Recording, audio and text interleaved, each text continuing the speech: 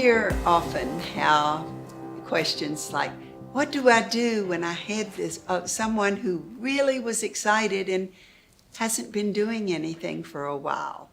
And I'm reminded of Mary Young's words, who said, it's easier to give birth than to resurrect the dead.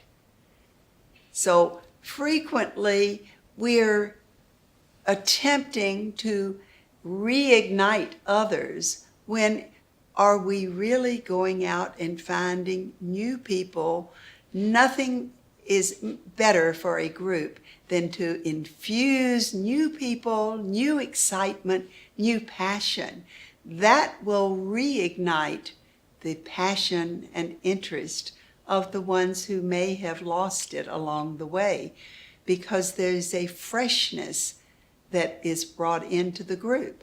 So what are you doing to bring new people in? Are you talking to new people all the time? Are you sharing things that you are truly passionate about?